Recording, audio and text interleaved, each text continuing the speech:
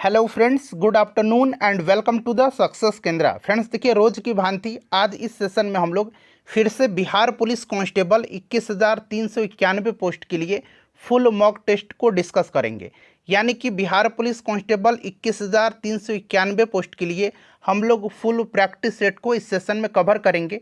और देखिए, ये हमारा full practice set for Bihar police constable 21,391 post का यह सेट नंबर 9 है। ऑलरेडी मैंने आपको सेट नंबर 1 से लेकर के सेट नंबर 8 तक को कवर करा दिया था। जिन्होंने भी नहीं देखा है ज़रूर देख लीजिएगा। सभी का लिंक आपको आज के इस सेशन का डिस्क्रिप्शन बॉक्स में मिल जाएंगे। और फ्रेंड्स देखिए, जैसे पहले ही मैंने आपको बताया हुआ है कि यह जो हमारा सीरीज चल रहा है Bihar police constable 21,391 post full mock test का, इसमें हम लोग केवल और केवल महत्वपूर्ण प्रश्नों को ही हम लोग डिस्कस करेंगे। एक तरह से ये सारे के सारे गेस प्रश्न हैं, इनके चांसेस आपके एग्ज़ाम में पूछे जाने के, यानी कि बिहार पुलिस एग्ज़ाम 2024 के लिए काफ़ी इम्पॉर्टेंट हैं। और बिल्कुल इस फुल सेट में हम लोग टोटल 100 VVI क्वेश्चन को, यानी कि इम्पॉर्टेंट क्वेश्चंस को हम लोग कवर करते हैं। जो लोग पहली बार चैनल पर विजिट कर रहे हैं, चैनल को सब्सक्राइब कर लेंगे और जो बगल में बेल आइकन है, घंटी का निशान है, उसको भी ज़रूर दबा लीजिएगा, ताकि जब भी बिहार पुलिस कांस्टेबल 21,391 पोस्ट से संबंधित कोई भी इम्पोर्टेंट वीडियो अपलोड किया जाए तो उसका नोटिफिकेशन सबसे पहले आपके पास पहुंच जाए। तो चलिए फ्रेंड्स, बिना देरी किए हुए सेशन आज का अब हम लोग स्टार्ट करते हैं।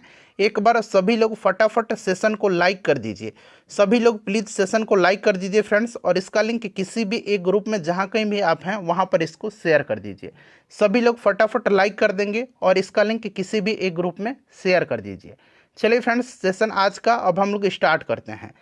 थोड़ा सा मैं और जूम कर देता हूं ताकि प्रश्न और भी स्पष्ट रूप से आपको दिखाई दे।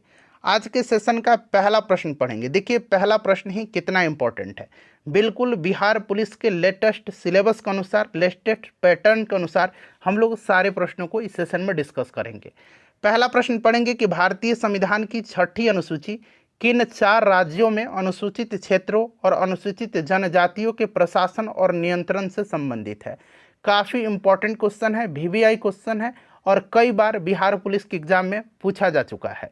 आंसर सब लोगों को कमेंट करना है। देखिए, आंसर कमेंट करेंगे तो आपका रिवीजन होते चलेगा। साथ ही साथ अगर हम जो चीज़ें गलती करके सीखते हैं तो वो चीज़ें लंबे समय तक हमें याद भी रहती है, इसीलिए डरिए मत, आंसर कमेंट करते चलिए। और सेशन के एंड में तो पूरा सेट लगा लीजिएगा, तो अपना स्कोर जरूर कमेंट करके बताइएगा। चलिए बताइए कि भारतीय संविधान की 6ठी अनुसूची किन राज्यों में अनुसूचित क्षेत्रों और अनुसूचित जनजातियों के प्रशासन और नियंत्रण से संबंधित है। तो देखिए, इसका करेक्ट आंसर हो जाएगा असम, मेघालय, त्रिपुरा और मिजोरम। ये जो 6ठी अनुसूची है इसमें असम, मेघालय, त्रिपुरा और मिजोरम, असम, मेघालय, त्रिपुरा और मिजोरम, इन 4 राज्यों में अनुसूचित क्षेत्रों और अनुसूचित जनजातियों के प्रशासन और नियंत्रण का उल्लेख है। तो यहाँ पर option number B right answer हो जाएगा, असम, मेघालय, त्रिपुरा और मिजोरम। ये आपको निश्चित रूप से याद रखना है, ठीक है। अच्छा, बात करते हैं हम लोग चौथी अनुसूची की। तो चौथी अनुसूची में क्या है, इसमें राज्य और केंद्र शासित प्रदेश में जो राज्यसभा की सीटें हैं उनके आवंटन से संबंधित प्रावधान है, ठीक है।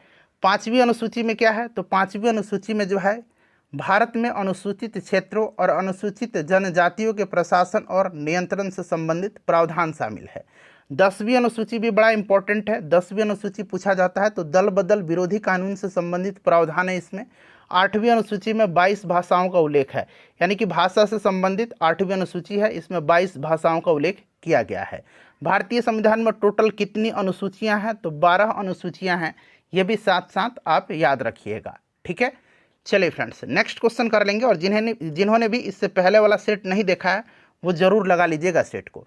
देखिए, दूसरा प्रश्न है कि निम्न में से किस ज्वालामुखी को भूमध्य सागर का प्रकाश स्तंभ कहा जाता है।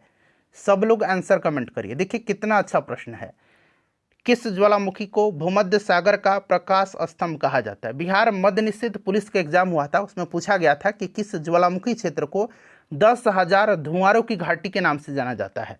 यहाँ मैं लिखता हूँ 10,000 धुआंरों की घाटी के नाम से जाना जाता है 10,000 धुआंरों की घाटी के नाम से। तो देखिए, 10,000 धुआंरों की घाटी के नाम से जाना जाता है कटमई ज्वालामुखी को। कटमई ज्वालामुखी कहाँ पर है, तो ये अलास्का में पड़ता है, याद रखिएगा। और प्रश्न में पूछा गया है कि भूमध्य सागर का प्रकाश स्तंभ किस ज्वालामुखी को कहा जाता है? तो फ्रेंड्स ये कहा जाता है स्ट्राम्बोली को। याद रखिएगा किसको कहा जाता है? स्ट्राम्बोली को कहा जाता है। स्ट्राम्बोली कहाँ पर है? तो ये इटली में पड़ता है। एटना भी इटली में है, ठीक है ना। कोटोपैक्सी कहाँ पर है? तो ये इक्वाडोर में है। क्लियर?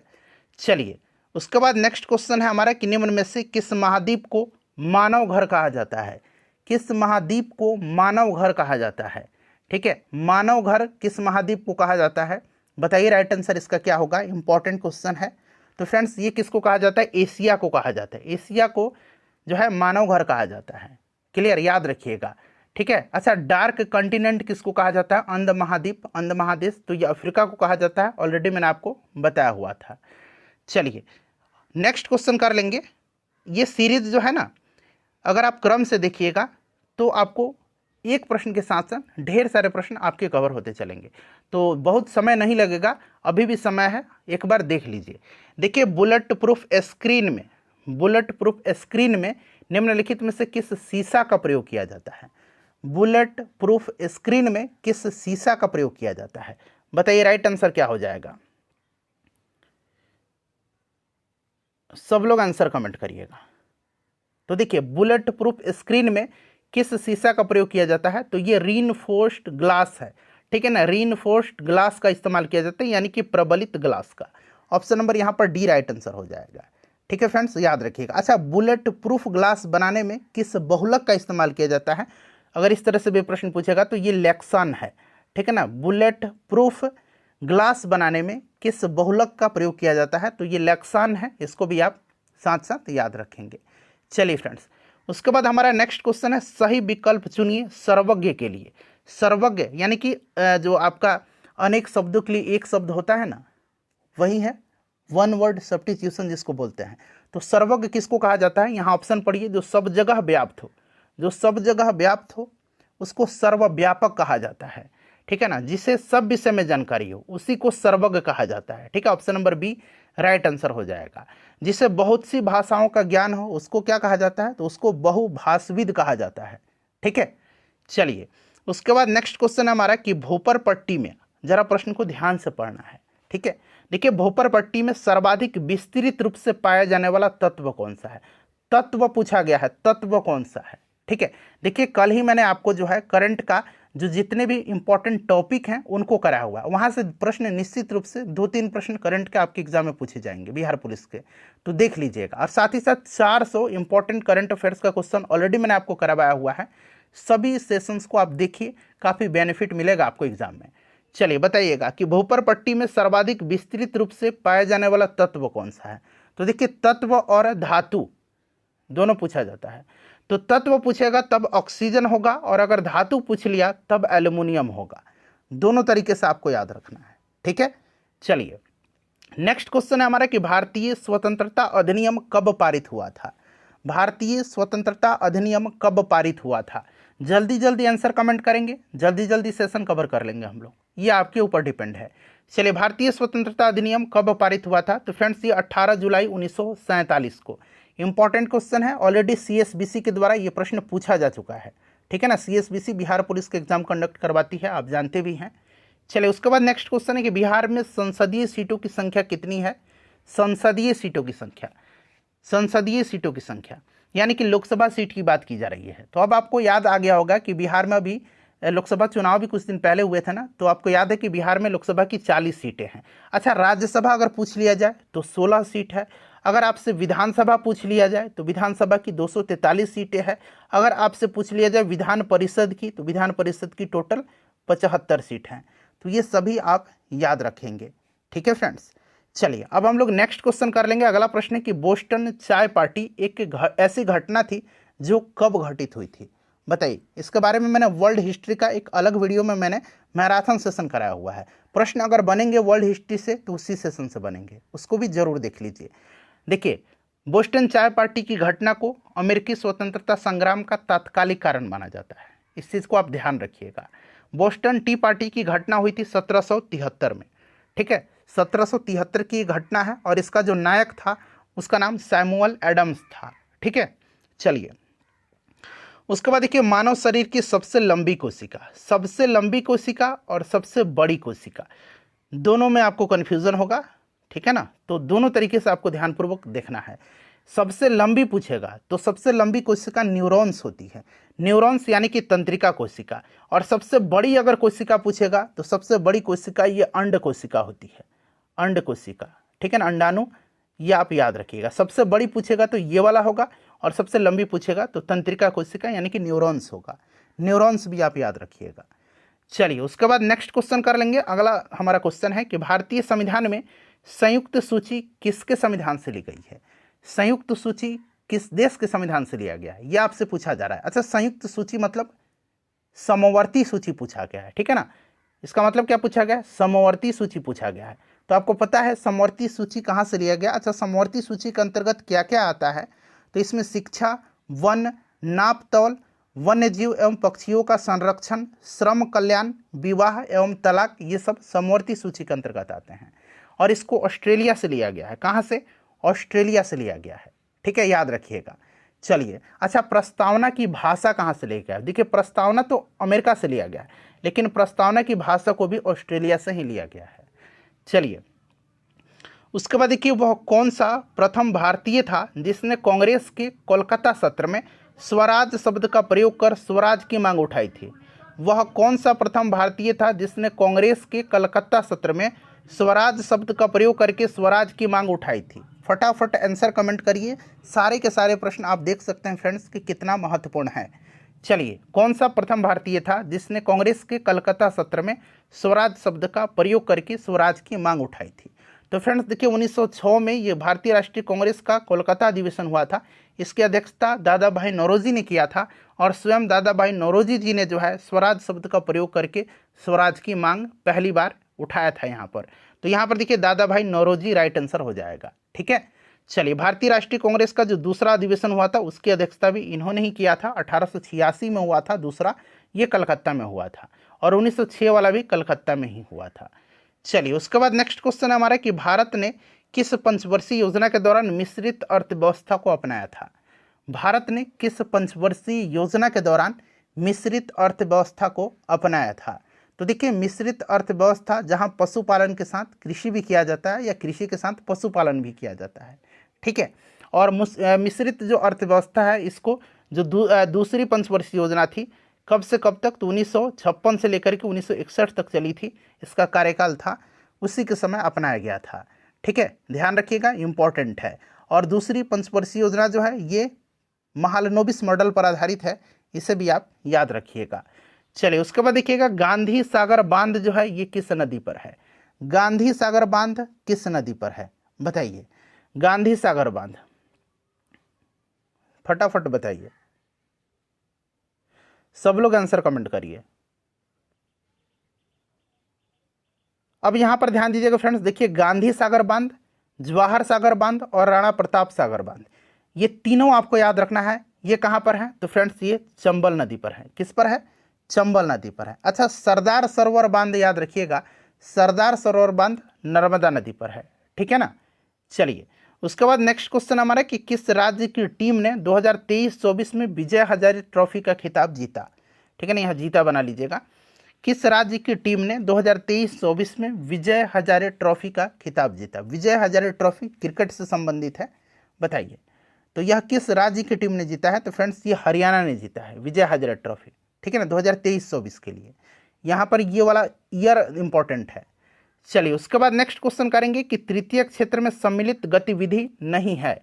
कल ही मैंने आपको बताया था कि तृतीय क्षेत्र को जो है सेवा क्षेत्र कहा जाता है, तृतीय क्षेत्र को सेवा क्षेत्र भी कहा जाता है, ठीक है ना। और तृतीय क्षेत्र में जो है इसमें कौन सा नहीं आता है ये आपसे पूछा गया है।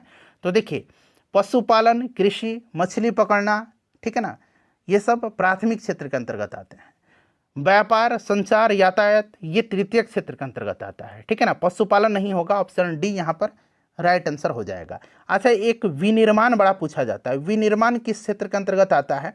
विनिर्माण आता है द्वितीय क्षेत्र के अंतर्गत, ये द्वितीय क्षेत्र के अंतर्गत आता है विनिर्माण, ठीक है।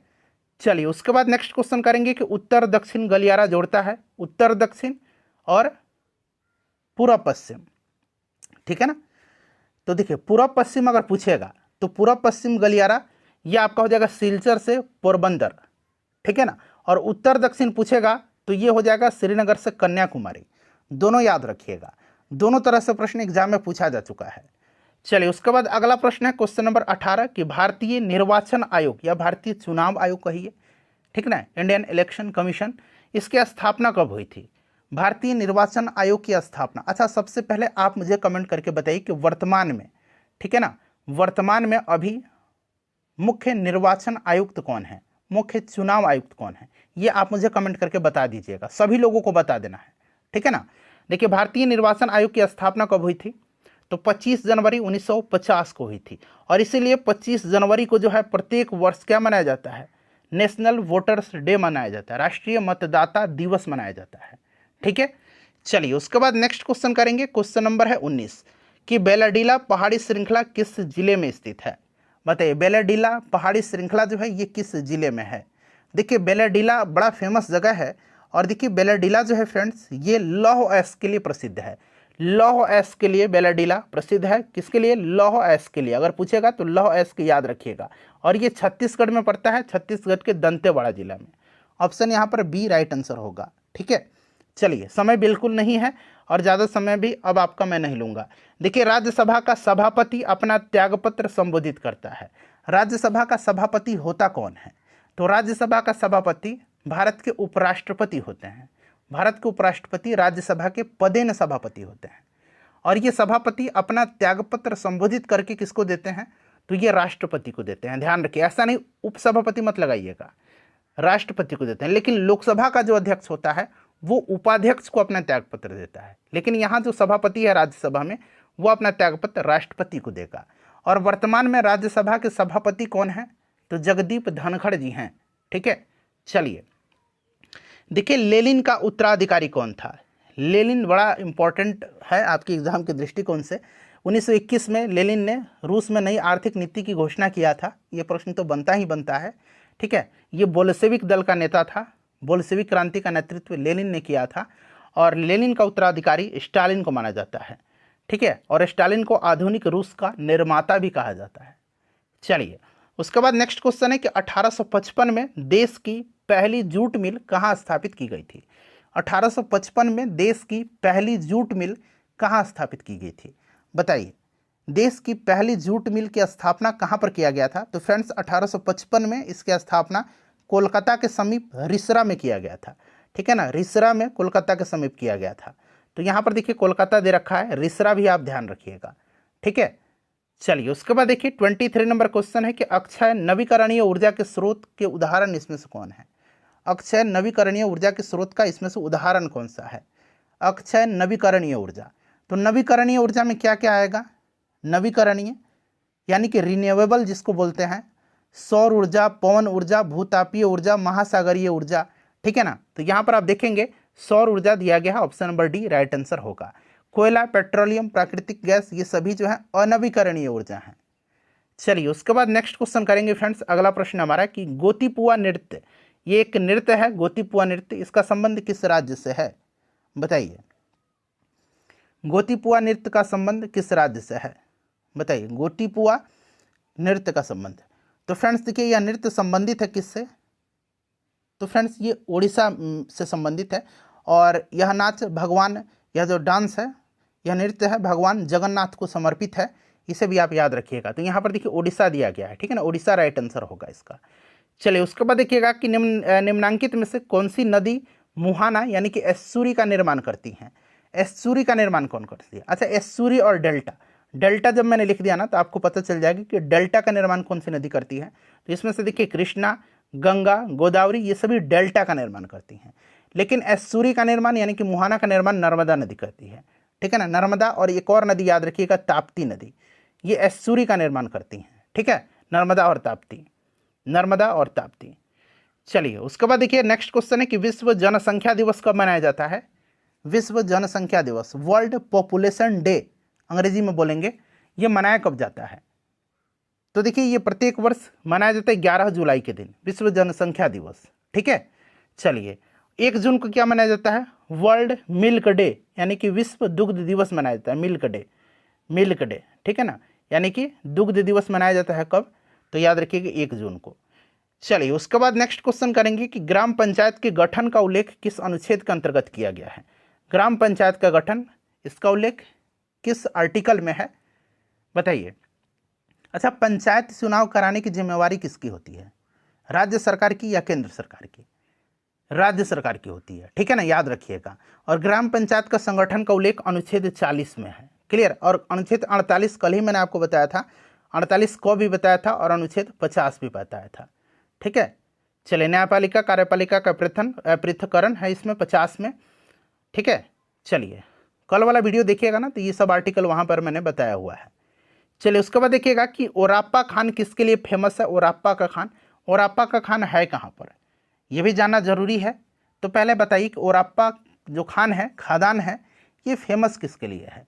ओराप्पा की जो खादान है, ओराप्पा की जो खान है, ये फेमस है हीरा के लिए। और ये कहाँ पर है, तो ये फ्रेंड्स याद रखिएगा बोत्सवाना में है। कहाँ पर है, तो बोत्सवाना जो है वहाँ पर है, बोत्सवाना। और ये बोत्सवाना अफ्रीका में पड़ता है, ठीक है ना, बोत्सवाना में, ये 9 है बोत्सवाना में।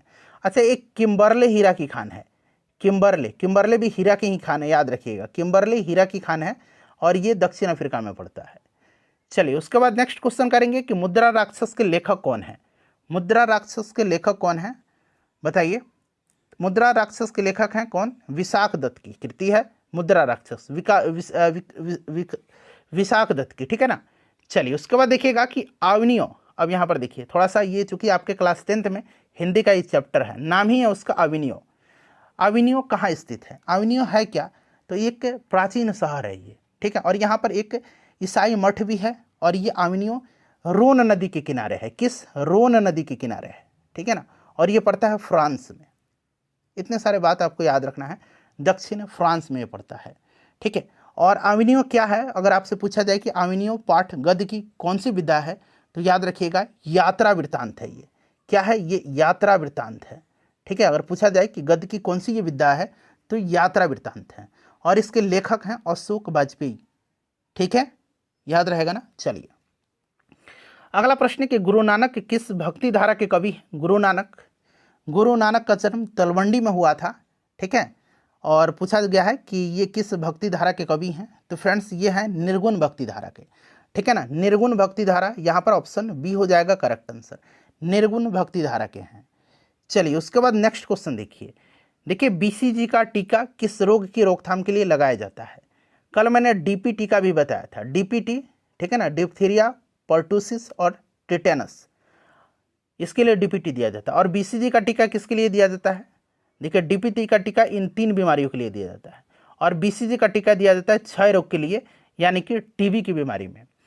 चलिए उसके बाद नेक्स्ट क्वेश्चन करेंगे कि खमसिन निम्नलिखित में से किस देश के स्थानीय पवन है। खमसिन जो है ये किस देश की स्थानीय पवन है, चलिए बताइए, इंपॉर्टेंट क्वेश्चन है, खमसिन किस देश की स्थानीय पवन है। सब लोग अपना अपना स्कोर जरूर कमेंट करके बताइएगा। चलिए तो खमसिन जो है फ्रेंड्स ये मिस्र की स्थानीय पवन है, ठीक है ना, कहाँ की, मिस्र की स्थानीय पवन है खमसिन, याद रखिएगा।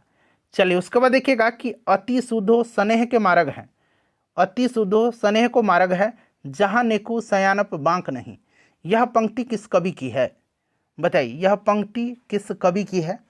तो देखिए यह पंक्ति जो है फ्रेंड्स यह किसकी है, तो ये ध्यानानंद की है, ठीक है ना। ऑप्शन नंबर यहाँ पर डी राइट आंसर हो जाएगा, इंपॉर्टेंट है, इसको आप निश्चित रूप से याद रखिएगा। चलिए उसके बाद देखिएगा कि भारत के किस उपराष्ट्रपति को निर्विरोध चुना गया था। यहाँ पर देखिए उपराष्ट्रपति दिया गया, राष्ट्रपति नहीं। राष्ट्रपति अगर पूछा जाता तो नीलम संजीव रेड्डी, उनको निर्विरोध चुना गया है, लेकिन यहाँ पर उपराष्ट्रपति पूछा गया है। तो किस उपराष्ट्रपति को निर्विरोध चुना गया है, तो यहाँ पर देखिए राधा कृष्णन जी को और मोहम्मद हिदायतुल्ला को, यानी कि ए और बी यहाँ पर दोनों राइट आंसर हो जाएगा, ए और बी दोनों, ऑप्शन डी करेक्ट आंसर हो जाएगा, ठीक है। चलिए उसके बाद next question 36 number, Indian association की स्थापना कब हुई थी। इंडियन एसोसिएशन की स्थापना कब हुई थी बताइए। भारतीय राष्ट्रीय कांग्रेस की स्थापना बार बार पूछा जाता है, 1885 आपको याद है, उस समय वायसराय लॉर्ड डफरिन था। किसने किया था, ए.ओ. ह्यूम ने किया था। भारतीय राष्ट्रीय कांग्रेस का पहला अधिवेशन की अध्यक्षता W.C. बनर्जी ने किया था। कहाँ पर हुआ था, बम्बई में हुआ था। कितने प्रतिनिधियों ने हिस्सा लिया था, 72 प्रतिनिधियों ने, इतना आप याद रखिएगा, आपको याद भी होगा। यहाँ पर पूछा गया इंडियन एसोसिएशन की स्थापना, देखिए इंडियन एसोसिएशन की स्थापना सुरेंद्र नाथ बनर्जी और आनंद मोहन बोस ने किया था। किसने किया था, सुरेंद्रनाथ बनर्जी और आनंद मोहन बोस ने। कब किया था? तो 1876 में किया था। चलिए उसके बाद अब अगला प्रश्न हमारा है कि कॉड लिवर तेल में, थोड़ा सा और छोटा कर देता हूँ, प्रश्न बड़ा है। देखिए कॉड लिवर ऑयल है, इसमें विटामिन डी अधिक मात्रा में पाया जाता है। बिल्कुल याद रखिएगा, विटामिन डी प्रचुर मात्रा में कहाँ पाया जाता है? कॉड लिवर ऑयल में। यह cod liver oil, cod liver तेल निम्नलिखित में से किस जीव से प्राप्त किया जाता है? बताइए। Cod liver oil vitamin D का प्रचुर स्रोत होता है और ये किस जीव से प्राप्त किया जाता है? तो यहाँ पर मछली राइट आंसर हो जाएगा। ठीक है, चलिए उसके बाद अगला प्रश्न करेंगे। नेक्स्ट क्वेश्चन हमारा, देखिए प्रश्न पड़ेगा कि निम्नलिखित में से उपास्थि के संबंध में गलत कथन का चयन करना है। उपास्थि यानी कि कार्टिलेज अंग्रेजी में बोला जाता है, ठीक है ना।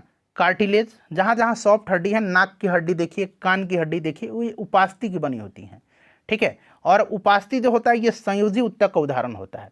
उपास्थि संयोजी ऊतक का उदाहरण है, यानी कि कनेक्टिंग टिश्यू का उदाहरण होता है। उपास्थि, अस्थि और हमारा ब्लड जो है, खून जो है, रक्त जो है, ये संयोजी ऊतक के उदाहरण है, ठीक है। चलिए पढ़िएगा कौन सा कथन इसमें से जो है गलत पूछा गया है। देखिए इसका मैट्रिक्स कॉन्ड्रिन का बना होता है, बिल्कुल सही है। उपास्थि का मैट्रिक्स जो होता है ये कॉन्ड्रिन का बना होता है। और इसमें अस्थि मज्जा का अभाव होता है, बिल्कुल इसमें अस्थि मज्जा का अभाव होता है। इसमें लाल रक्त कणिकाएं बनती हैं। देखिए जब अस्थि मज्जा का अभाव ही है तो लाल रक्त कणिका कहाँ से बनेगी? लाल रक्त कणिका का निर्माण कहाँ होता है? अस्थि मज्जा में, पढ़ा है ना आपने। तो ये वाला गलत है, इसमें लाल रक्त कणिका नहीं बनती हैं, ठीक है। इसमें कोशिकाओं में विभाजन की क्षमता होती है, बिल्कुल सही है। तो ऑप्शन सी इसमें से गलत दिया गया है, याद रखिएगा। चलिए उसके बाद नेक्स्ट क्वेश्चन है कि निम्न में से कौन सा प्रतिजैविक है, एंटीबायोटिक है? अच्छा, एंटीबायोटिक की खोज अलेक्जेंडर फ्लेमिंग ने किया था, आपको याद होगा। पेनिसिलिन एंटीबायोटिक है, स्ट्रेप्टोमाइसिन भी एंटीबायोटिक है, टेट्रासाइक्लिन भी एंटीबायोटिक है, एरिथ्रोमाइसिन भी एंटीबायोटिक है। तो यहाँ पर आप देखेंगे स्ट्रेप्टोमाइसिन दिया गया है, ठीक है ना। जो मैंने नाम बताया अभी, पेनिसिलिन, टेट्रासाइक्लिन, एरिथ्रोमाइसिन, ये सभी एंटीबायोटिक हैं, ठीक है। चलिए देखिए 1905 में लंदन में इंडिया होम रूल सोसाइटी की स्थापना किसने किया था? अच्छा, सबसे पहले ध्यान रख लीजिए इस प्रश्न से कि इंडिया होम रूल सोसाइटी की स्थापना 1905 में हुई थी। और इसकी स्थापना किसने किया था? संस्थापक का नाम पूछा जा रहा है। तो 1905 में लंदन में इंडिया होम रूल सोसाइटी की स्थापना श्यामजी कृष्ण वर्मा ने किया था। अच्छा, 1905 में ही जो है गोपाल कृष्ण गोखले जी के द्वारा किसकी स्थापना किया गया था? तो ये भी आप याद रखिएगा, गोपाल कृष्ण गोखले जी के द्वारा सर्वेंट्स ऑफ इंडिया सोसाइटी की स्थापना किया गया था, ठीक है। और 1904 में जो है बी.डी. सावरकर ने अभिनव भारत की स्थापना किया था। चलिए नेक्स्ट क्वेश्चन है कि निम्न में से किसने स्वदेशी आंदोलन का नेतृत्व दिल्ली में किया था? स्वदेशी आंदोलन बंगाल विभाजन के विरोध में चलाया गया था। और देखिए 7 अगस्त 1905 को बंगाल विभाजन के विरोध में कलकत्ता के टाउन हॉल में स्वदेशी आंदोलन की घोषणा किया गया था, ठीक है। और यहीं जो बंगाल विभाजन हुआ था, स्वदेशी आंदोलन के समय में ही रविंद्रनाथ टैगोर जी ने आमार सोनार बांग्ला गीत लिखा था, जो कि बांग्लादेश का राष्ट्रगान है, ठीक है। अब यहाँ पर देखिए स्वदेशी आंदोलन का नेतृत्व दिल्ली में किसने किया था? देखिए अगर आपसे पूछा जाएगा, ठीक है, चिदम्बरम पिल्लई ने कहाँ पर किया था? तो साउथ इंडिया में थे। उसके बाद बाल गंगाधर तिलक ने पुणे में, ठीक है, या महाराष्ट्र पूछे, मुंबई पूछे। लाला लाजपत राय और अजीत सिंह ने पंजाब में किया था, ठीक है। और सैयद हैदर रजा ने दिल्ली में किया था। ऑप्शन डी यहाँ पर राइट आंसर हो जाएगा, ठीक है। मद्रास में किया था चिदम्बरम पिल्लई ने, मद्रास में, यहाँ बना लीजिए, ठीक है, याद रहेगा अब आपको। चलिए उसके बाद नेक्स्ट क्वेश्चन करेंगे, किस महासागर का आकार अंग्रेजी के एस अक्षर के समान है? एस अक्षर के समान कौन सा महासागर का शेप है? बताइए, राइट आंसर क्या होगा? तो फ्रेंड्स यह अटलांटिक महासागर है। अच्छा, विश्व का सबसे बड़ा और सबसे गहरा महासागर कौन सा है? तो ये प्रशांत महासागर है। चलिए उसके बाद नेक्स्ट क्वेश्चन है कि तमिलनाडु में शीत ऋतु में वर्षा होने का कारण क्या है? तमिलनाडु में शीत ऋतु में वर्षा होने का कारण क्या है? बताइए। अच्छा, भारत में सबसे ज़्यादा वर्षा किस मानसून के कारण होती है? ये मैंने आपको बताया था कि भारत में सर्वाधिक वर्षा जो प्राप्त होती है ये दक्षिण पश्चिम मानसून से होती है। यहाँ पर तमिलनाडु में पूछा गया कि शीत ऋतु में वर्षा होने का कारण क्या है? तो ये उत्तर पूर्वी मानसून है, ठीक है। चलिए उसके बाद नेक्स्ट क्वेश्चन है कि कच्चे आम में कौन सा अम्ल पाया जाता है? जो कच्चा आम होता है, मैंगो होता है, उसमें कौन सा अम्ल पाया जाता है? तो फ्रेंड्स देखिए, इसमें टार्टरिक एसिड पाया जाता है। सिट्रिक एसिड जो आपके नींबू के जो वर्ग के फल हैं, जैसे कि नींबू संतरा, उसमें पाया जाता है, खट्टे फल में। और ऑक्जेलिक टमाटर में पाया जाता है, एसिटिक सिरका में पाया जाता है। और टार्टरिक में आपको कच्चे आम में, इमली में, अंगूर में, इसमें टार्टरिक पाया जाता है। चलिए, उसके बाद नेक्स्ट क्वेश्चन करेंगे कि निम्नलिखित में से कौन सा एक गैर संवैधानिक निकाय है, यानी कि संविधान में जिसकी चर्चा नहीं है। बात यही है ना। देखिए, वित्त आयोग का है चर्चा, आर्टिकल 280 में है। निर्वाचन आयोग का 324 से लेकर के 329 तक के अनुच्छेद में दिया गया है। और अंतर्राज्यीय परिषद का उल्लेख अनुच्छेद 263 में है। राष्ट्रीय मानवाधिकार आयोग होगा यहाँ पर, ठीक है ना। 1993 में इसकी स्थापना किया गया था, याद रखिएगा। देखिए, ओजोन के विषय में निम्नलिखित कथन पर विचार करिए और नीचे दिए गए कूट का प्रयोग करके सही उत्तर चुनना है। ओजोन के संदर्भ में ओजोन का O3 होता है, फॉर्मूला याद होगा। यहाँ सजीव के लिए, श्वसन के लिए अनिवार्य है नहीं, ये ऑक्सीजन होता है, O2 अनिवार्य है, ओजोन नहीं है, ठीक है ना। तो पहला गलत हो गया। इसका उपयोग जल को रोगाणु रहित करने में किया जाता है, सही है। यह पराबैंगनी किरणों को अवशोषित करता है, ये भी सही है। वायु में इसका अनुपात लगभग 3% है, नहीं, वायु में बहुत ही कम अनुपात होता है इसका, 0.00004% होता है लगभग, ठीक है ना। तो ये गलत है। तो कौन सा सही है इसमें से, तो आप देखेंगे दूसरा और तीसरा यहाँ पर सही है। तो ऑप्शन में दूसरा तीसरा, ऑप्शन ए में दिया गया केवल 2 और 3। चलिए, उसके बाद नेक्स्ट क्वेश्चन कहेंगे कि राष्ट्रीय बालिका दिवस किस तिथि को मनाया जाता है। राष्ट्रीय बालिका दिवस, राष्ट्रीय बालिका दिवस, और एक है अंतर्राष्ट्रीय महिला दिवस। अंतर्राष्ट्रीय महिला दिवस 8 मार्च के दिन मनाया जाता है। 5 जून को विश्व पर्यावरण दिवस मनाया जाता है। 16 सितंबर को विश्व ओजोन दिवस मनाया जाता है। और 24 जनवरी को जो है राष्ट्रीय बालिका दिवस मनाया जाता है, ठीक है। चलिए, निम्नलिखित में से कौन सा देश सार्क का सदस्य देश नहीं है। सार्क के बारे में पूछा गया, यानी कि हिंदी में इसको दक्षेस भी कहा जाता है, दक्षेस, ठीक है ना। सार्क अंग्रेजी में कहा जाता है। तो सार्क का फुल फॉर्म होता है क्या, South Asian Association for Regional Cooperation. Dakshes Hindi में कहा जाता है। इसका स्थापना 1985 में बांग्लादेश के ढाका में हुआ था, और पहला सम्मेलन भी इसका ढाका में ही हुआ था 1985 में, ठीक है। इसका हेडक्वार्टर नेपाल की राजधानी काठमांडू में है। टोटल 8 देश सदस्य हैं। अपने देश से शुरू करेंगे, प्यारा भारत है अपना, ठीक है ना। उसके बाद पाकिस्तान है, अफगानिस्तान है, भूटान है, मालदीव है, नेपाल है, श्रीलंका है, बांग्लादेश है। क्लियर, इसमें म्यांमार नहीं है। चलिए, उसके बाद नेक्स्ट क्वेश्चन है कि छठा जो खेलो इंडिया यूथ गेम्स हुआ था 2024 में, कहाँ आयोजित किया गया था। छठा खेलो इंडिया यूथ गेम्स 2024 का आयोजन कहाँ पर हुआ था। तो फ्रेंड्स, इसका आयोजन किया गया था चेन्नई, मतलब तमिलनाडु में। और तमिलनाडु के कितने शहर में किया गया था, तो 4 शहर में, चेन्नई, त्रिची, मदुरई और कोयम्बटूर, 4 जगह हुआ था। पदक तालिका में इसमें सबसे ऊपर महाराष्ट्र रहा है, ये भी आप याद रखिएगा। क्लियर। चलिए, उसके बाद नेक्स्ट क्वेश्चन है कि सूची 1 को सूची 2 से मिलान करना है। एक तरफ आविष्कार है, दूसरी तरफ जो है उनका मतलब आविष्कार है और आविष्कारक करता है। तो किण्वन का आविष्कार लुई पास्चर ने किया था। पेनिसिलिन का अलेक्जेंडर फ्लेमिंग ने किया था। चेचक के टीका का खोज एडवर्ड जेनर ने किया था। और बेसिलस एंथ्रेसिस का रॉबर्ट कोच ने किया था, ठीक है। चलिए, उसके बाद नेक्स्ट क्वेश्चन करेंगे कि ग्लूकोज के निम्नलिखित बहुलकों में से जंतु कौन सा संचित करते हैं। कौन सा ऐसा ग्लूकोज का बहुलक है जिसको जंतु संचित करते हैं, बताइए। राइट आंसर क्या होगा इसका। तो फ्रेंड्स, ये आपका ग्लाइकोजन है। इसका संचय कहाँ होता है, तो लीवर और मांसपेशियों में होता है, यानी कि यकृत और मांसपेशी में इसको संश्लेषित और संग्रहित होता है, ठीक है। चलिए, उसके बाद नेक्स्ट क्वेश्चन करेंगे कि संयुक्त राष्ट्र की आधिकारिक भाषाओं की संख्या कितनी है। संयुक्त राष्ट्र की आधिकारिक भाषाओं की संख्या कितनी है, बताइए। राइट आंसर इसका क्या होगा। तो फ्रेंड्स देखिए, टोटल कितने हैं, तो 6 हैं, ठीक है। कौन कौन से, उंगली पर काउंट कर सकते हैं। अरबी, चीनी, फ्रेंच, अंग्रेजी, रूसी और स्पेनिश, ठीक है। संयुक्त राष्ट्र की स्थापना 24 अक्टूबर 1945 को हुई थी। हेडक्वार्टर न्यूयॉर्क में है, याद रखिएगा, ठीक है ना।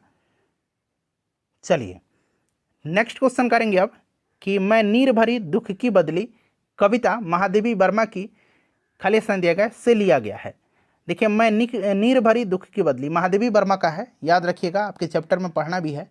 और ये महादेवी वर्मा जी की पूछा गया है कि उनकी मतलब किस काव्य से लिया गया है। तो ये यामा काव्य से लिया गया। यामा काव्य में ये संग्रहित है, यामा, याद रखिएगा, ठीक है। चलिए उसके बाद नेक्स्ट क्वेश्चन है हमारा कि पुस्तक शाहजहांनामा के लेखक कौन है। एक शाहजहांनामा हुआ और एक हुमायूंनामा है। हुमायूंनामा को लिखा है गुलबदन बेगम ने, ठीक है ना। हुमायूंनामा किसने लिखा है? गुलबदन बेगम ने लिखा है। और यहाँ पर शाहजहांनामा पूछा गया है तो इसको लिखा है इनायत खान ने। किसने? इनायत खान ने लिखा है। चलिए उसके बाद नेक्स्ट क्वेश्चन है कि 1938 में भारतीय राष्ट्रीय कांग्रेस का अध्यक्ष निर्वाचित कौन हुए थे? 1938 में, 1938 वाला कहाँ पर हुआ था? तो ये हरिपुरा में हुआ था, ठीक है। और भारतीय राष्ट्रीय कांग्रेस के अध्यक्ष निर्वाचित हुए थे सुभाष चंद्र बोस। और 1939 में हुआ था त्रिपुरी में, इन्हीं को निर्वाचित किया गया था। यही अध्यक्ष बने थे, लेकिन इन्होंने त्यागपत्र दे दिया था, ठीक है ना। चलिए उसके बाद राजेंद्र प्रसाद अध्यक्ष बने थे। नेक्स्ट क्वेश्चन है कि आग बुझाने के परिधान जो होते हैं उस पर चढ़ी परत किससे बनी होती है? आग बुझाने वाले जो परिधान होते हैं उस पर चढ़ी परत किसकी होती है? तो फ्रेंड्स ये होती है मेलामाइन की परत चढ़ी होती है। आग बुझाने वाले जो परिधान होते हैं उस पर जो परत चढ़ी होती है ये मेलामाइन की बनी होती है।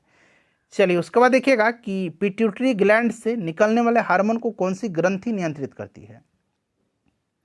बताइए। तो राइट आंसर यहाँ पर देखिए हाइपोथैलेमस हो जाएगा। हाइपोथैलेमस जो होता है आपको याद होगा कि यह भूख, प्यास, ताप इन सब का नियंत्रण करता है, ठीक है। पिट्यूटरी ग्लैंड को मास्टर ग्लैंड भी कहा जाता है, हिंदी में इसको पीयूष ग्रंथि कहा जाता है, ठीक है। मास्टर ग्रंथि के नाम से जाना जाता है पिट्यूटरी ग्लैंड को। चलिए उसके बाद नेक्स्ट क्वेश्चन है हमारा कि यूटोपिया का लेखक कौन था? यूटोपिया का लेखक पूछा गया है। यूटोपिया का लेखक कौन था? बताइए फ्रेंड्स राइट आंसर क्या होगा? तो देखिए यूटोपिया का लेखक है थॉमस मोर, ठीक है ना। ऑप्शन नंबर यहाँ पर ए राइट आंसर हो जाएगा, ध्यान रखिएगा। ये बिहार एसएससी में पूछा जा चुका है प्रश्न। चलिए उसके बाद नेक्स्ट क्वेश्चन करेंगे कि संथाल विद्रोह का नेता कौन था? संथाल विद्रोह का नेता आपसे पूछा गया है, बताइए। संथाल विद्रोह 1855-56 में हुआ था, ठीक है ना। और इसके नेता सिधू कान्हू, चांद भैरव ये सब भाई थे, इन्होंने नेतृत्व किया था। 1855-56 याद रखिएगा, ठीक है ना। सिधू कान्हू, चांद भैरव 4 भाई थे। चलिए उसके बाद नेक्स्ट क्वेश्चन करेंगे कि भारतीय राष्ट्रीय कांग्रेस की पहली महिला अध्यक्ष कौन थी? अच्छा पहली महिला पूछा गया, न कि पहली भारतीय महिला। पहली भारतीय महिला पूछता तब सरोजनी नायडू होता। 1925 के कानपुर अधिवेशन की इन्होंने अध्यक्षता किया था। और 1917 का जो कलकत्ता अधिवेशन था इसकी अध्यक्षता एनी बेसेंट ने किया था। तो एनी बेसेंट पहली भारतीय महिला थी, मतलब पहली महिला थी जिन्होंने भारतीय राष्ट्रीय कांग्रेस की अध्यक्षता किया था। और पहली भारतीय महिला सरोजनी नायडू थी। चलिए उसके बाद देखिएगा कि विश्वामित्र द्वारा रचित ऋग्वेद के किस मंडल में सूर्य देवता सावित्री को समर्पित प्रसिद्ध गायत्री मंत्र है? गायत्री मंत्र का उल्लेख कहाँ है? प्रश्न बनता है एग्जाम में, बना भी है, तो ये ऋग्वेद में है, ठीक है। और वहीं पूछा गया है कि विश्वामित्र द्वारा रचित ऋग्वेद के किस मंडल में सूर्य देवता सावित्री को समर्पित प्रसिद्ध गायत्री मंत्र है? बताइए किस मंडल में है? तो तीसरे मंडल में है। 9वें मंडल में सोम का उल्लेख किया गया है, 9 मंडल सोम देवता को समर्पित है। 10वें मंडल में जो पुरुष सूक्त है, पुरुष सूक्त का वर्णन किया गया है, ठीक है ना। पुरुष सूक्त का वर्णन किया गया है 10वें मंडल में। और इसी में जो है 4 वर्ण ब्राह्मण, क्षत्रिय, वैश्य और शूद्र का उल्लेख मिलता है। 8वें मंडल की बात करते हैं, बताइए 8वें मंडल में आप कमेंट करिएगा, ठीक है ना। पहला ही पेज लूसेंट में है, पढ़िए एक बार। चलिए उसके बाद देखिएगा कि ऋग्वेद में उल्लेखित सभी नदियों में कौन सी नदी सबसे महत्वपूर्ण और सबसे पवित्र मानी जाती है? बताइए ऋग्वेद में उल्लेखित सभी नदियों में जो है कौन सी नदी सबसे महत्वपूर्ण और पवित्र मानी जाती है? तो सबसे महत्वपूर्ण और पवित्र ये सरस्वती नदी है, ठीक है ना। नदी तमा, देवी तमा, माते तमा, मैंने बताया था ना, इन सब नाम से इसका उल्लेख किया गया है। चलिए उसके बाद देखिएगा कि एंजिल जलप्रपात जो है, एंजिल जलप्रपात निम्नलिखित में से किस देश में अवस्थित है? एंजिल जलप्रपात किस देश में है? बताइए। एंजिल जलप्रपात जो है ये कहाँ पर है? तो फ्रेंड्स ये वेनेजुएला में है, याद रखिएगा, वेनेजुएला में एंजिल जलप्रपात है। नेक्स्ट क्वेश्चन है कि साल 1882 ईस्वी में शिक्षा के विकास के लिए हंटर आयोग का गठन किसने किया था? 1882 में हंटर आयोग का गठन किया गया था शिक्षा के विकास के लिए, किसने किया था? तो 1882 में उस समय कार्यकाल चल रहा था लॉर्ड रिपन का, जिसने वर्नाक्यूलर प्रेस एक्ट को निरस्त किया था, जिसके समय नियमित जनगणना कराई गई थी। वैसे 1872 में लॉर्ड मेयो के समय पहली बार जनगणना हुआ था, लेकिन नियमित जनगणना लॉर्ड रिपन के समय में हुआ था। भारत में स्थानीय स्वशासन का इसको जनक कहा जाता है और कल ही मैंने बताया था कि जो पहला कारखाना अधिनियम था इसी के समय में पारित भी हुआ था। ठीक है, चलिए उसके बाद नेक्स्ट क्वेश्चन करेंगे, केंद्रीय औषधि अनुसंधान संस्थान जो है ये कहाँ पर स्थित है? केंद्रीय औषधि अनुसंधान संस्थान, बताइए फटाफट आंसर कमेंट करिए। केंद्रीय औषधि अनुसंधान संस्थान जो है ये कहाँ पर है? तो ये लखनऊ में है। भारतीय कृषि अनुसंधान संस्थान नई दिल्ली में है। ठीक है ना। केंद्रीय गन्ना यानी कि केंद्रीय जो गन्ना है ईंख है, केंद्रीय गन्ना अनुसंधान संस्थान कोयम्बटूर में है। और भारतीय चीनी तकनीकी संस्थान, भारतीय चीनी तकनीकी संस्थान कानपुर में है। ठीक है, चलिए उसके बाद नेक्स्ट क्वेश्चन है, निम्नलिखित में से कौन सा रोग वायरस से यानी कि विषाणु से नहीं होता है? ठीक है ना, वायरस से यानी कि विषाणु से नहीं होता है। चलिए फटाफट बताइए। खसरा होता है किससे? वायरस से। पोलियो वायरस से, चिकन पॉक्स वायरस से, एड्स भी वायरस से होता है। ठीक है ना। यहाँ पर देखिए टाइफाइड जो है ये वायरस से नहीं होता है, ये बैक्टीरिया से होता है। ठीक है ना, यानी कि ये होता है आपका जीवाणु से। ठीक है ना, और किस जीवाणु से होता है? जिसका नाम है साल्मोनेला टाइफी नामक जीवाणु से टाइफाइड होता है। चलिए, प्रसिद्ध त्यौहार ओणम जो है किस राज्य में मनाया जाता है? ओणम किस राज्य में मनाया जाता है? बताइए, ओणम किस राज्य में मनाया जाता है? ओणम मनाया जाता है केरल में। पोंगल मनाया जाता है तमिलनाडु में। और यहीं पोंगल के दौरान जो है आपको जल्लीकट्टू एक फेस्टिवल है, मतलब सांड से लड़ाई होती है बैलों से, जल्लीकट्टू। ठीक है ना, तो ये पोंगल के दौरान तमिलनाडु में जल्लीकट्टू मनाया जाता है। ठीक है, और एक कंबाला है, कंबाला मनाया जाता है कर्नाटक में, भैंसों का दौड़ है। चलिए उसके बाद नेक्स्ट क्वेश्चन है कि 1911 में देखिए दिल्ली दरबार में निम्नलिखित घोषणाएं हुई थी। 1911 में दिल्ली दरबार का आयोजन हुआ था लॉर्ड हार्डिंग द्वितीय के समय में। ठीक है, और उसमें जो है बंगाल विभाजन को रद्द किया गया था लॉर्ड हार्डिंग द्वितीय के समय में। ठीक है, बंगाल विभाजन हुआ था कर्जन के समय में, रद्द किया गया था लॉर्ड हार्डिंग द्वितीय के समय में। सही है। और बिहार एक अलग राज्य बना था, उड़ीसा में, उड़ीसा भी शामिल था इसमें, बंगाल से अलग हुआ था बट बिहार और उड़ीसा सम्मिलित थे, ये भी सही है। राजधानी को कलकत्ता से दिल्ली हस्तांतरित करने की घोषणा हुई थी 1911 में, और 1912 में राजधानी दिल्ली बनी थी, तो ये भी सही है, घोषणा हुआ था। तो उपरोक्त सभी यहाँ पर राइट आंसर हो जाएगा, यानी कि ऑप्शन नंबर यहाँ पर देखेंगे तो डी करेक्ट आंसर हो जाएगा। चलिए उसके बाद नेक्स्ट क्वेश्चन हमारा कि निम्न में से कौन सा सही सुमेलित नहीं है? यहाँ बना लीजिए सही। ठीक है, या सुमेलित नहीं है। ठीक है ना, कौन सा सुमेलित नहीं है, ऐसे भी रख सकते हैं। देखिए एक तरफ जो है भारतीय संविधान का भाग है और उनसे संबंधित जो विषय हैं वो दिए गए हैं। भाग 15 में निर्वाचन है, भाग 17 में राजभाषा है, भाग 18 में संविधान संशोधन नहीं है। भाग 18 में क्या है? तो आपात उपबंध है। संविधान संशोधन भाग 20 में है। ठीक है ना, बाकी ये भी सही है। तो गलत पूछा गया, सुमेलित नहीं है, तो ऑप्शन सी राइट आंसर हो जाएगा। ठीक है, चलिए उसके बाद देखिएगा कि निम्नलिखित में से किसने कहा कांग्रेस केवल सूक्ष्मदर्शी अल्पसंख्यक का प्रतिनिधि करती है? किसका स्टेटमेंट है ये? किसने कहा था कि कांग्रेस केवल सूक्ष्मदर्शी अल्पसंख्यक का प्रतिनिधित्व करती है? ठीक है, कांग्रेस पतन की ओर जा रही है, यानी कि पतन की ओर लड़खड़ा रही है, और मेरी इच्छा है कि भारत में रहते इसके मरने में मैं सहायता करूं। ठीक है, ऐसा स्टेटमेंट लॉर्ड कर्जन का था।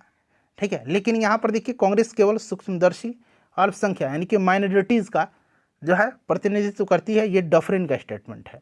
इसी के समय जो है भारतीय राष्ट्रीय कांग्रेस की स्थापना हुई थी 1885 में। चलिए देखिए, अंतर्राष्ट्रीय सौर गठबंधन का 100वां पूर्ण सदस्य कौन सा देश बना है?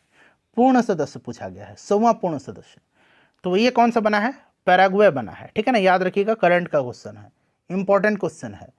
चलिए उसके बाद नेक्स्ट क्वेश्चन करेंगे कि चेराव निम्न में से किस राज्य का एक बहुत पुराना पारंपरिक नृत्य है? चेराव, चेराव या चेराव भी कहीं कहीं इस तरह से केवल चेराव भी आपको मिलेगा। तो बताइए कहाँ का है चेराव?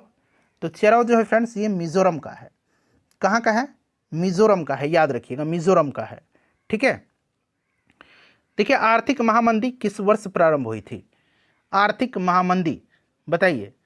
आर्थिक महामंदी बड़ा फेमस है ये क्वेश्चन। 1929 में आर्थिक महामंदी आई थी पूरे विश्व में। ठीक है ना, याद रखिएगा, बड़ा इंपॉर्टेंट क्वेश्चन है ये। चलिए उसके बाद देखिएगा कि हैती में फंसे, हैती एक कंट्री है, वहाँ पर फंसे भारतीयों को सुरक्षित वापसी के लिए भारत सरकार ने कौन सा अभियान शुरू किया था? तो हैती में फंसे, जो करंट अफेयर्स का कल मैंने टॉपिक कराया हुआ है ना, उसमें ये प्रश्न मिल जाएगा। तो ये फ्रेंड्स ऑपरेशन इंद्रावती है। ठीक है ना, ऑपरेशन इंद्रावती। चलिए उसके बाद नेक्स्ट क्वेश्चन करेंगे कि मेलाकाइट इनमें से किस धातु का अयस्क है? क्या मेलाकाइट? मेलाकाइट इनमें से किस धातु का अयस्क है? बताइए फटाफट।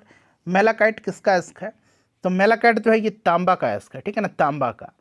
चलिए उसके बाद नेक्स्ट क्वेश्चन है कि सूर्य से दूरी के अनुसार, ध्यान से, सूर्य से दूरी के अनुसार निम्नलिखित में से कौन सा ग्रह शुक्र और मंगल के बीच में आता है?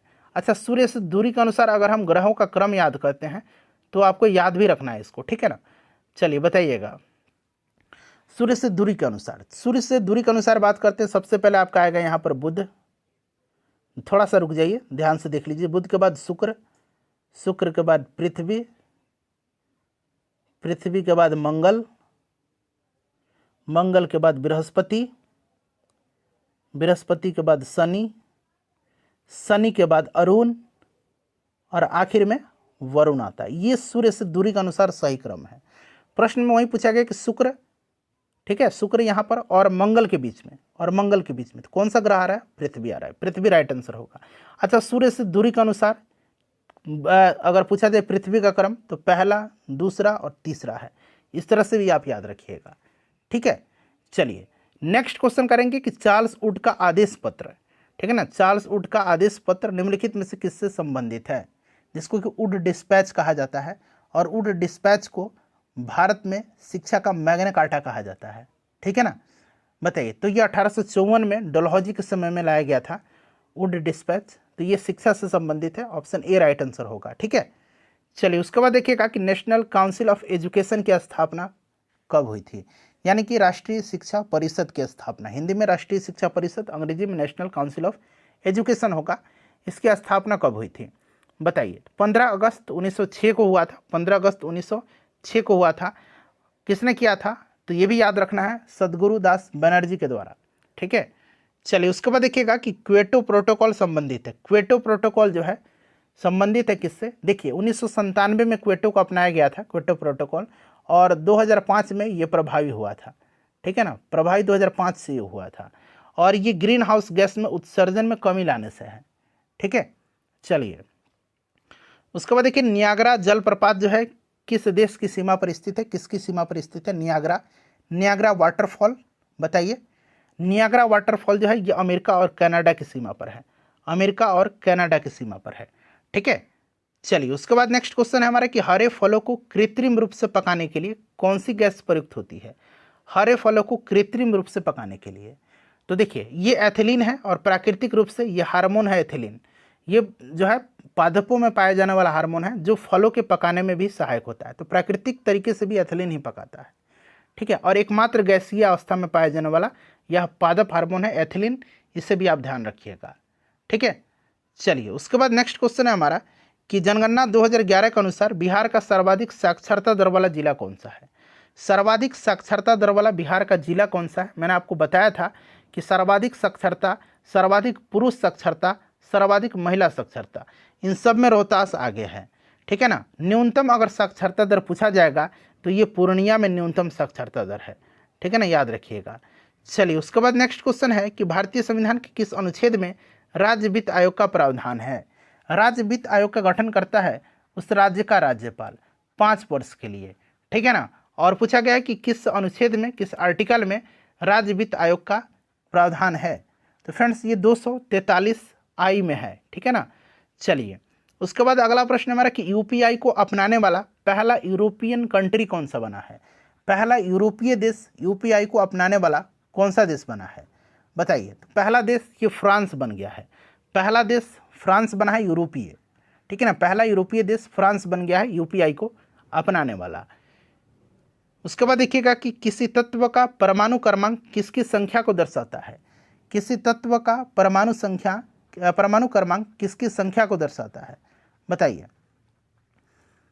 किसी तत्व का परमाणु क्रमांक किसकी संख्या को दर्शाता है? तो ये प्रोटॉन की संख्या को दर्शाता है, ठीक है ना, प्रोटॉन की संख्या को, तो यहाँ पर देखिए प्रोटॉन होगा राइट आंसर, ठीक है। चलिए उसके बाद देखिएगा कि प्याज का लाल रंग किसके कारण होता है? टमाटर का रंग लाइकोपिन के कारण होता है। चुकंदर में विटामिन पाया जाता है, विटामिन, ठीक है ना, ये भी आप याद रखिएगा, विटामिन। कैप्सिसिन ये मिर्च में पाया जाता है। एंथोसाइनिन के कारण जो है प्याज का रंग लाल होता है, ठीक है। बीटा कैरोटीन गाजर वगैरह में पाया जाता है।